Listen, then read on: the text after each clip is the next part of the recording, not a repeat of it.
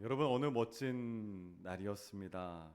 다윗에게 신하가 급히 뛰어오더니 아주 기쁜 소식을 전하는 겁니다. 다윗의 아내 중에 마아가라는 부인이 있는데 그 마아가가 지금 막 바로 왕자를 낳았다라는 소식을 전했습니다. 그리고 덧붙이기를 아주 인물이 너무너무 좋다라는 얘기를 하는 겁니다.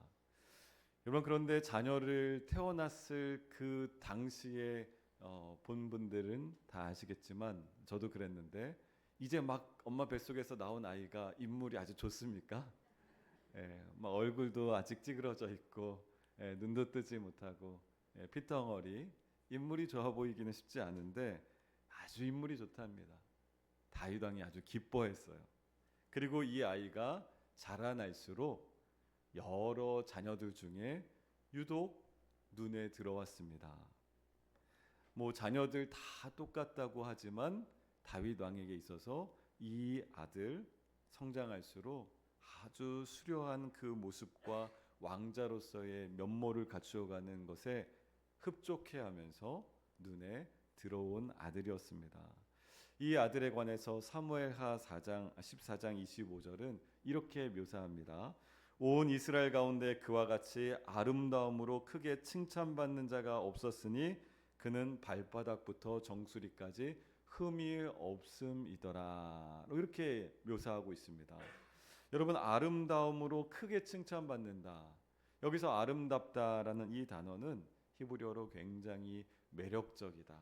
굉장히 잘생겼다. 라는 이런 의미로 쓰는 단어입니다. 얼마나 잘생겼길래 이렇게 표현을 씁니다. 그리고 칭찬받는다라는 이 단어는 빛나다라는 뜻이 있는 단어입니다. 빛이 난다는 거예요. 우리 요즘에도 많이 쓰는 표현 가운데 뒤에 후광이 있었어. 저 사람 뒤에 후광이 있었어. 이런 표현 쓰는데 이 아들이 지나가면 빛이 나는 거예요. 뒤에 후광이 있는 겁니다. 그렇게 이 아들이 잘 자랐는데 여러분 이 아들의 이름이 누구일까요? 지금 솔 나오다가 말았는데 솔로몬 아니라 발끝부터 머리끝까지 흠이 없고 아름다운 압살롬입니다. 압살롬이요. 대단한 미남이었고 많은 사람들에게 매력이 있는 그런 왕자였습니다. 다윗 아들 이 압살롬은 잘 왕궁에서 성장했습니다. 그런데 성인이 된 이 압살롬에게 있어서 자기 아버지 다윗 왕에게 굉장한 분노가 치밀어 오르는 사건이 벌어집니다. 그 사건은 다윗의 첫째 왕자 암논이 배다른 누이 다말을 범한 그런 사건이 일어납니다. 성경에서 정말 너무너무 안타까운 한 가정이 파괴되는 그런 사건이 일어난 겁니다. 그러니까 마아가의 소생으로서 압살롬과 이 다말은 같은 누이이고 암논은 배다른 형제였는데 이 암논이 장자였습니다. 근데 이 암논의 이 다말을 범한 사건으로 인해서 압살롬은 굉장한 분노가 일어났는데 더 분노가 일어난 것은 아버지 다윗 왕이 잘못한 암논에 대해서 노여워하기는 했지만 아무런 조치를 취하지를 않는 거예요. 저 잘못한 암논 왕자의 왕세자죠. 그냥 내버려 두는 겁니다. 그러니까 압살롬이 이 이스라엘의 왕세자 다윗의 첫째 아들이었던 암논을 어떻게 해버립니까? 살해해버렸어요. 죽여버립니다. 멋진 아들, 많은 사람들에게 매력적이었던 이 아들 왕자 압살롬은 그렇게 붙인 다윗과 서로 이제 등을 돌리게 되었습니다. 더 정확하게 말하면 아버지로부터 내쳐지게 된 것이에요. 이 아들이 내쳐집니다. 마음에서 쫓겨난 겁니다. 그리고 시간이 흐른 이후에 이 압살롬이 다윗 왕 자기 아버지에게 반역을 하게 됩니다. 여러분 사무엘하 15장 26절을 보게 되면 이스라엘 사람의 마음을 압살롬이 훔쳤다라고 기록하고 있어요. 여기서 마음이라는 이 단어는 히브리어로 레브라는 단어를 쓰는데, 이 레브라는 마음이라는 단어는 정서와 의지와 지성을 다 포함해서 쓰는 단어가 마음이라는 단어로 사용합니다. 그러니까 무슨 뜻이에요? 압살롬이 지금 이스라엘에 있는 사람들의 모든 감정을 얼마나 잘 헤아리고 그 감정을 터치하는지 이스라엘 사람들의 마음을 다 빼앗아 간 거예요. 또 의지적으로도 압살롬이 이스라엘 백성들을 지금 이끌어가고 있는 리더십을 발휘하고 있습니다. 지성적으로도 저 압살롬을 따라가면 우리가 형통할 수 있겠다, 잘 될 수 있겠다, 그 이스라엘 사람들의 마음을 다 사로잡았습니다. 그러니 이스라엘의 인심이 어떻게 됐을까요? 그 여론, 지금으로 말하면 여론이 어떻게 됐을까요? 다윗을 떠나서 이제 누구에게로 넘어가요? 압살롬에게 다 넘어가 버립니다. 압살롬이 반역을 일으켰어요. 다윗은 어떻게 해야 됩니까? 이제 급히 도망칠 수밖에 없는 것이죠. 이 왕궁을 떠날 수밖에 없습니다. 자신의 아들 압살롬을 피해서 도망갑니다. 다윗이 왕궁 떠나서 어디로 갔을까요? 오늘 본문에 나오는 유다 광야로 도망갑니다. 이 다윗 왕이 유다 광야로 도망간 거예요. 여러분, 다윗 왕은 지금 그토록 살기 좋았던, 아주 편안하고 쾌적했던 왕궁을 떠나게 되었습니다. 그리고 광야를 전전하며 떠도는 나그네 신세가 하루아침에 돼버린 것이에요. 씻기도 불편하고요, 먹을 것도 없고 잠자기도 힘든 그런 광야 생활을 다윗이 이제 하게 됩니다. 마치 이전에 벌써 기억에서 지워진 옛날 옛적에 사울에게 내가 쫓겨다녔던 도망자 신세, 바로 그때 그 시절이 다윗에게는 생각났을 겁니다. 얼마나 불편하고 얼마나 힘든지 이렇게 계속 살아야 할까라는 그런 염려와 불안이 찾아오기도 했습니다. 그런데 사실 지금 다윗에게 있어서 정말 더 괴로운 것이 무엇이었겠습니까? 지금 이렇게 씻기 불편하고 잠자기 불편하고 먹을 것 없는 이것이 괴로운 것이 아니라, 정말 다윗에게 있어서는 괴로운 것이 있다면 바로 자신의 아들, 내가 그토록 눈여겨보았고 태어났을 때부터 그렇게 소중하게 여겼던 이 압살롬이 나를 반역하였다는 것, 자신을 반역하였다는 것, 이것이 아비로서 너무너무 괴로운 그런 상황인 것이죠. 아마 괴로운 아비의 심정을 가진 다윗에게는 양가 감정이 들었을 거예요.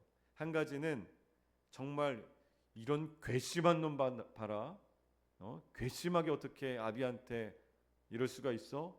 이런 마음이 있는 한편에 또 사랑하는 아들이기 때문에 너무 안타까움으로, 아이고 어떻게 저 녀석이 이렇게 일을 벌였을까? 두 가지 양가 감정이 다 있었을 겁니다. 여러분, 다윗의 경우 사실은 정치적으로 술수가 난무했던 그 고대의 국가에서는 아주 흔하게 볼 수 있는 그런 상황입니다.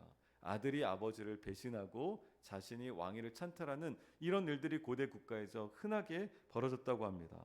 그러나 지금 고통의 당사자인 이 다윗 왕은 스스로 너무 괴로운 것이에요. 너무 힘든 상황 가운데 있습니다. 왜요? 자신의 혈육이고 사랑하는 자녀가 아버지를 거슬렀잖아요. 지금 아버지를 거스른 그런 사건이 벌어진 겁니다. 여러분, 우리 인생에서 환경의 변화 또 생활의 불편함보다 더 큰 고통이 있다면 그것은 내 마음의 고통이라고 할 수 있습니다.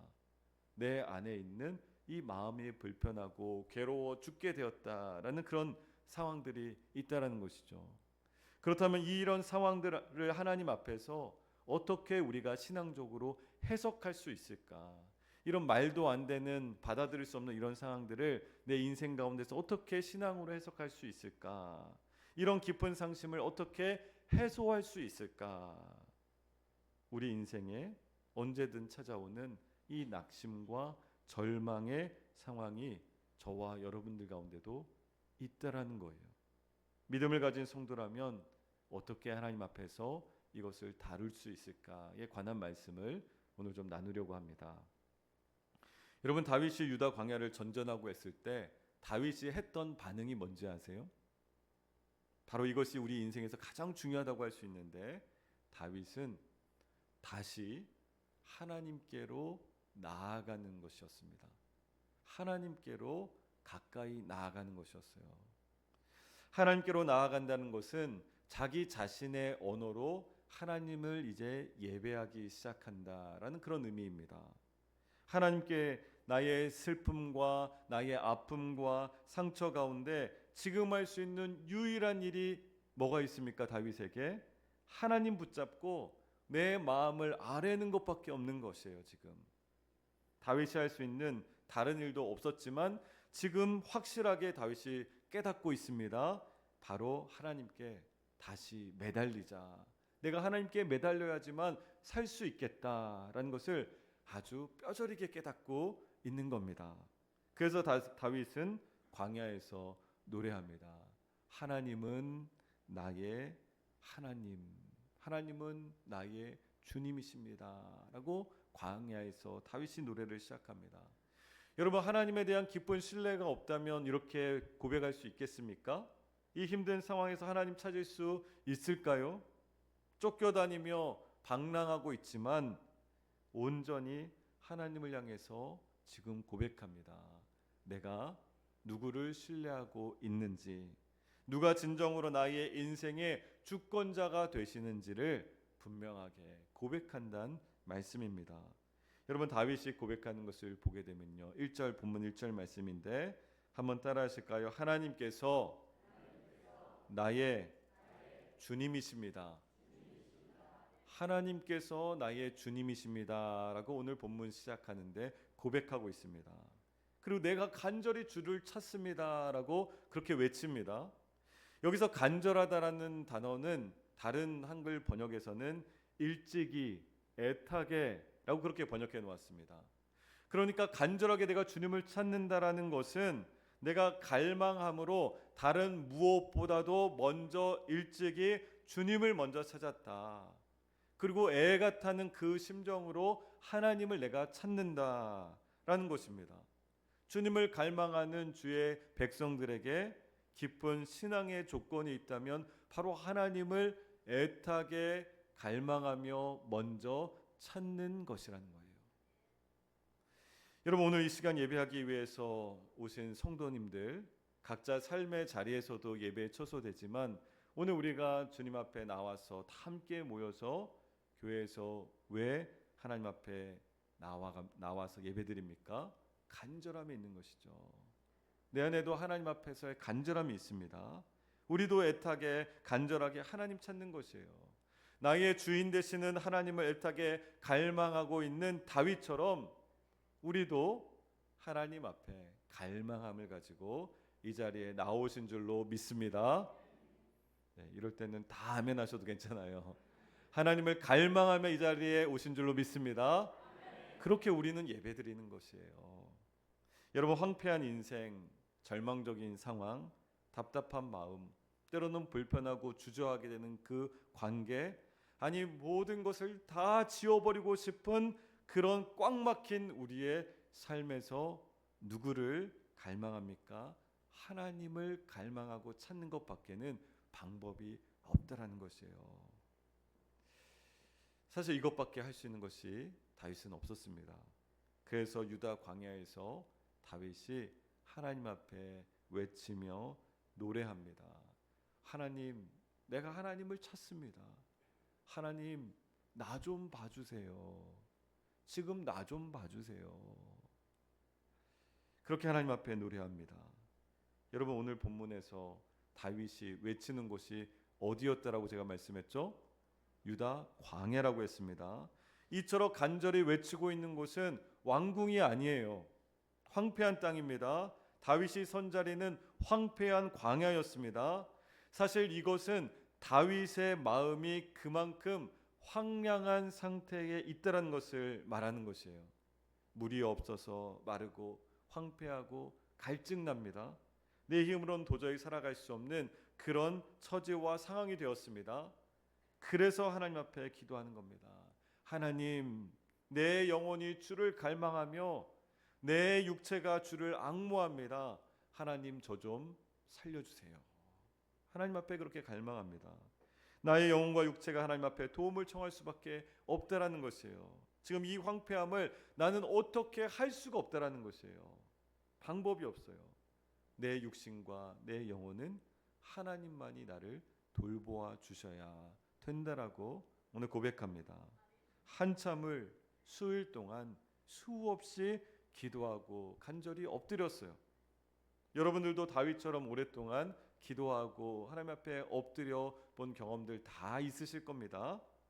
그런데 눈을 떠보니 어떻게 되었어요? 놀라운 역사가 일어났습니까? 일어났나요?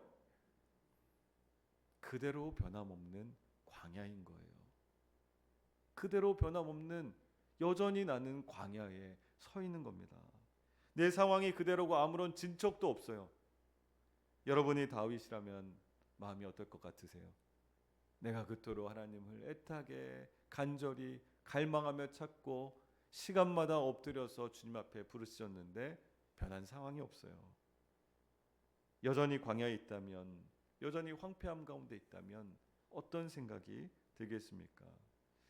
자, 여러분, 이런 상황에서 이제 다윗이 어떻게 결단하고 있는지를 우리가 자세히 말씀을 보아야 합니다.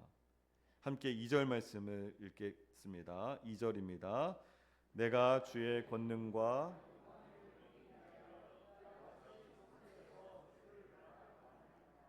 아멘. 내가 주의 권능과 영광을 보기 위해서 어떻게 했다고요?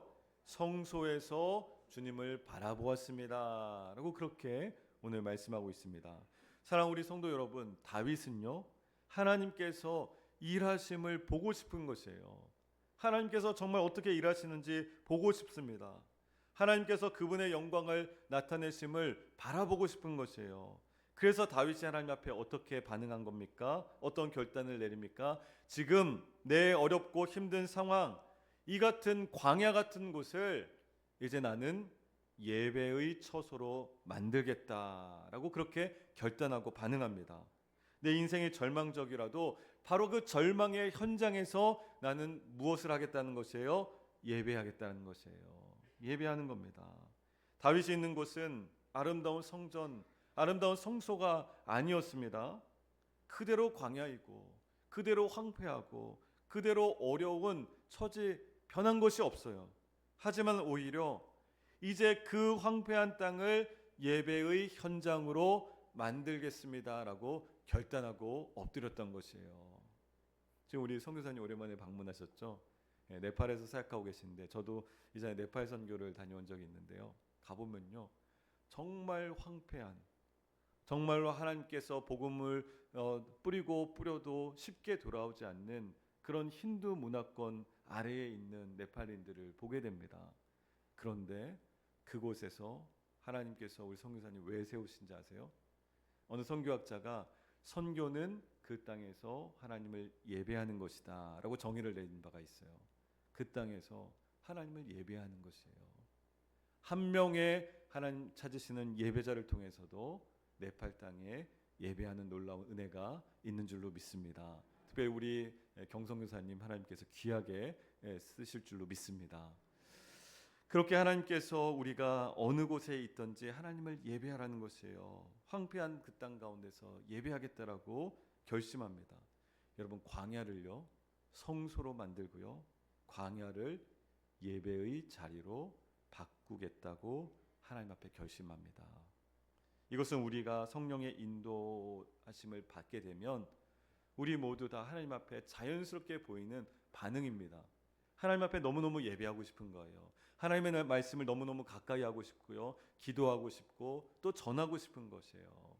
성령의 내주하심 가운데 이런 반응을 보이게 됩니다. 여러분, 이후에 다윗이 하나님께 예배하는 모습을 보게 되면요, 그 모든 것을 다해 전심으로 예배하고 있습니다. 우리가 잘 아는 찬양 가운데 주의 인자가 생명보다 나음으로. 아시는 분들 한번 같이 해볼까요? 주의 인자가 생명보다 나음으로 내 입술이 여호와를 찬양하리. 내 평생에 주를 찬양하며 주의 이름으로 내 손 들리라. 아멘. 주의 인자가 생명보다 나음으로 내가 하나님을 찬양하고 평생에 주님 앞에 내 손 들고 예배하며 살겠습니다 라는 그 고백을 지금 다윗이 합니다. 여러분 2절 말씀 보면 다윗이 주를 바라보았나이다라고 고백합니다. 지금 다윗의 눈의 시선이 어디에 가 있는 것이에요? 주님께 가 있는 것이에요. 지금 그 황폐한 광야 땅을 밟고 있습니다. 늘 언제나 내가 밟고 있는 곳은 황폐한 땅이에요. 아주 척박한 그런 인생길입니다. 그런데 그 밟고 있는 광야에만 시선이 머문 것이 아니라 오히려 하나님께 내 시선을 두게 됩니다. 하나님을 바라보고 이 척박한 광야길을 걸어가고 있지만 언젠가는 하나님께서 변화시켜 주시는 그런 놀라운 은혜가, 나는 주님만 바라보기 때문에 내가 밟고 있는 땅이 어떻게 됐는지 몰랐는데 하나님의 은혜의 땅으로 변화되어진 것을 다윗이 경험하는 것이에요. 이것이 바로 우리에게 주신 은혜인 줄로 믿습니다. 주님께 시선을 둡니다. 3절 말씀에 입술이 주를 찬양할 것이라고 고백하죠. 입술의 찬양이 누구를 높이는 겁니까? 하나님만 오직 높이고 싶은 거예요. 여러분들, 우리 성도님들, 내가 입술을 열었을 때 하나님을 높이시는 분들이 있고요, 하나님을 낮추는 분들이 있어요. 내가 입을 열어서 하나님의 영광을 가리우는 그런 입술이 되면 안 되잖아요. 교회 안에서도, 가정 안에서도, 직장에서도 우리가 어디에 있든지 항상 하나님을 높이는 입술 되기를 간절히 축원합니다. 4절 말씀 보면 주를 송축하며 나의 손을 들리이다 라고 말씀하고 있어요. 손을 든다는 것은 하나님의 은혜와 하나님의 도움을 구한다라는 그런 표현입니다. 여러분 한번 손 들어 보실래요? 네. 지금 누구에게 손 들고 있는 거예요? 하나님께 손 들고 있습니다. 하나님께 손을 들고 하나님 나에게 도움이 되어 주십시오, 하나님 나에게 은혜가 되어 주십시오라고 그렇게 고백하는 우리 국일의 모든 성도 되기를 축복합니다. 네, 손 내리십시오. 네. 맘 같아서는 끝까지 손 들고 도움을 구하며 말씀을 전하고 싶은데, 네, 저뿐만 아니라 여러분들도 마찬가지로 두 손 들고 하나님의 도움을 구하고 있죠. 5절 말씀을 보게 되면 나의 영혼이 만족하며 나의 입이 기쁜 입술로 주를 찬송한다고 합니다. 영혼이 예배한다는 것이에요. 내 영혼이 하나님만 예배한다는 것입니다. 돈을 숭상하고 돈을 예배하는 것이 아니라, 어떤 명예와 지위를 숭상하고 예배하는 것이 아니라, 심지어 자녀가 나의 우상에 대해서 자녀 앞에 쩔쩔매면서 자녀한테 신앙적인 그런 교훈도 남기지 못하는 그렇게 자녀를 숭상하는 것이 아니라 하나님을 우리가 예배한다, 하나님을 기뻐한다 그렇게 말씀합니다. 그리고 6절에서는 주의 말씀을 어떻게 해요? 읊조리고 있습니다. 주의 말씀을 읊조린다는 것이에요. 내 마음으로 드리는 작은 소리입니다. 읊조리다라는 것은 작은 소리예요. 하나님과 나만의 친밀한 교제 속에서, 그 친밀함 속에서 큰 소리로 하지 않아도 기도할 때 작은 소리로 읊조리며 하나님 앞에 기도하고 있습니다. 사랑하는 우리 성도 여러분, 다윗은 지금 그 광야를, 인생의 광야를 무엇으로 삼은 겁니까? 예배의 자리로 삼은 것이에요. 지금 예배의 처소로 삼았습니다. 이것이 하나님께서 주신 은혜 가운데 있는 성도만 가능한 일인 줄 믿습니다. 누구나 포기하고 싶고 좌절하고 절망하고 신앙마저도 내가 내려놓고 싶은 그런 마음이 들 때 다윗은 그 마음을 내려놓고 하나님 앞에 예배합니다. 다윗의 눈과 입술과 두 손과 영혼, 그 마음이 하나님 앞에 드리는 예배가 된 줄로 믿습니다. 내가 드릴 수 있는 모든 것 다해서 하나님 앞에 예배드리기 시작한 것이에요. 여러분, 처음 다윗도 분명히 주님 앞에 황폐한 마음을 가지고 왔습니다. 그런데 다윗은 주께서 나의 도움이 되심을 깨닫게 되고 오히려 지금 내가 주의 그늘 아래에 있다라는 것을 깨닫기 시작합니다. 그리고 주를 가까이 따르고 있음을 고백하는 것이에요. 주의 오른손이 나를 붙드신다라는 확신을 갖게 합니다. 확신을 갖고 있어요. 사랑하는 우리 성도 여러분, 우리가 다윗처럼요, 광야에서 하나님을 높이고 찬양하고 예배한다는 것 결코 쉬운 일은 아닙니다. 당장 내 마음이 죽게 되었는데 하나님을 예배하는 것, 이거 쉬운 일이 아닙니다. 그러나 믿음의 선배였던 다윗을 한번 보세요. 아름답고 촉망되던 자신의 아들, 그 왕자 압살롬에게 쫓겨서 지금 도망하는 신세가 되었습니다. 그런 인생이 되었습니다. 온갖 절망과 괴로움에 눈물이 마음을 적시는 그런 인생이 되었어요. 그럼에도 하나님을 가까이 하였던 이 다윗의 삶, 다윗의 신앙적인 반응을 기억하시길 바랍니다. 우리도 광야에서 우리가 하나님 앞에 드리는 예배를 한번 상상해 보는 거예요.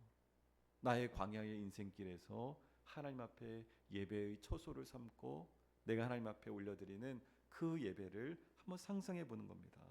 지금 내 인생 가운데 하나님께서 나의 주인으로 고백되십니까? 아멘.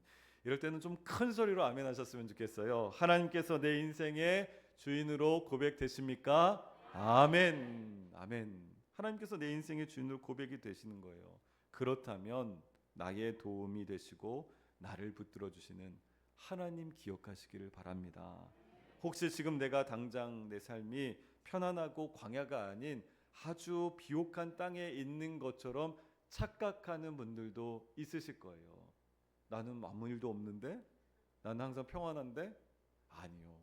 우리는 죄인이기 때문에 끊임없이 죄와의 싸움이 있고 죄의 속성이 나를 주장하려고 할 때 내가 영적으로 그것을 물리치고 하나님 앞에 서야 하는 그런 성도로서의 삶입니다. 언제든지 하나님 앞에 하나님을 붙드는 그런 여러분 될 수 있기를 간절히 소망합니다. 여러분, 하나님을 인생의 주권자로 그렇게 붙잡은 삶은요, 물이 마르고 영적으로 황폐한 땅이 아닌 것이에요. 오히려 마르지 않는 생명의 강이 흐르는 인생인 줄로 믿습니다. 여러분들의 삶이 어떤 곳에 어느 곳에 있든지, 심지어 그것이 괴로운 광야라 할지라도 하나님을 예배하기 시작할 때 하나님의 은혜가 넘쳐나기를 축복합니다. 다윗처럼 하나님을 찾고 하나님부터 삶이 회복되고 하나님 앞에서 날마다 예배하는 그런 삶을 우리가 살아갈 때 예수님을 알고 싶은 그 갈증들이, 그 갈망들이 다 해소될 줄로 믿습니다. 생명의 영이신 성령의 역사를 경험하는 여러분들의 인생이 될 줄로 믿습니다. 하나님을 예배하기 시작할 때 우리에게 주신 예비된 은혜가 있는 줄로 믿습니다. 그런 삶을 살아가는 저와 여러분들 될 수 있기를 예수님 이름으로 간절히 축원합니다.